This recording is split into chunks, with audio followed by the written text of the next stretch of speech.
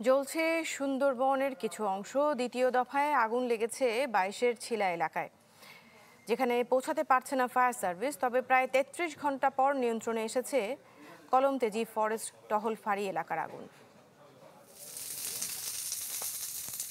থেমে থেমে জ্বলছে সুন্দরবন। শনিবার পূর্ব বন বিভাগের কলমতেজি ফরেস্ট টহল ফাঁড়ি এলাকায় প্রথমে ধোঁয়া ওঠে।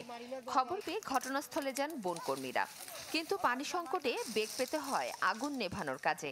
পরে সেখানে যায় ফায়ার সার্ভিসের 4টি ইউনিট। প্রায় 33 ঘন্টা পর নিয়ন্ত্রণে আসে আগুন। আগুন নিবানের কার্যক্রম চলতেছি, লেয়ার কাটতেছি, আগুন নিবাইতে পারতেছি না, এত ধোঁয়ার কারণে কাজও করতে পারতেছি না। আমরা গতকালকে কাজ করছি, সন্ধ্যা নাগাদ ইফতার শেষ আমরা এখান থেকে ব্যাক করছি। আবার আজকে সকালে 7টায় ঢুকছি, এখানে ঢুকে জায়গায় জায়গায় একটু একটু আগুন আছে। আমরা সেখানে সে আগুনগুলো খুঁজে খুঁজে বের করে কাজ করতেছি।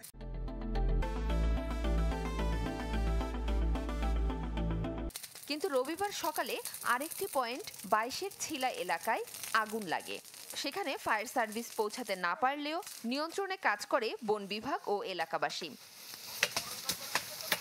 এবং নতুন করে আরেক জায়গায় আগুন লাগছে, সে জায়গায় আমরা আগুন নিভাতে যাচ্ছি। এটা ধানসাগর টহল ফাঁড়ির অধীনে শাপলা বিলে আগুনটা লাগছে। ফরেস্ট ডিপার্টমেন্ট, সিপিজি, বিটিআরটি এরা সবাই এখানে এলাকাবাসী সবাই আগুন নিয়ন্ত্রণের জন্য প্রচেষ্টা চালাচ্ছে।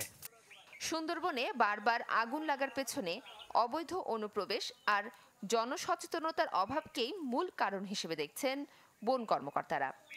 গরু ছাগল নিয়ে যখন ঢুকে তখন রাখালরা অনেক সময় বিড়ি সিগারেট খায়। বিড়ি সিগারেটের আগুন থেকে মানে একটা আগুনের উৎস হতে পারে। আবার অনেক সময় আপনার যারা মধু সংগ্রহ করে তারা অনেক সময় আপনার করে আপনার লোপা নিয়ে করে। আমরা যদিও এবার মানে এখানে মধু সংগ্রহ টোটালি বন্ধ করে দিয়েছি। গেল 21 বছর সুন্দরবনে আগুন লেগেছে অন্তত 26 বার। Desk report, channel 24।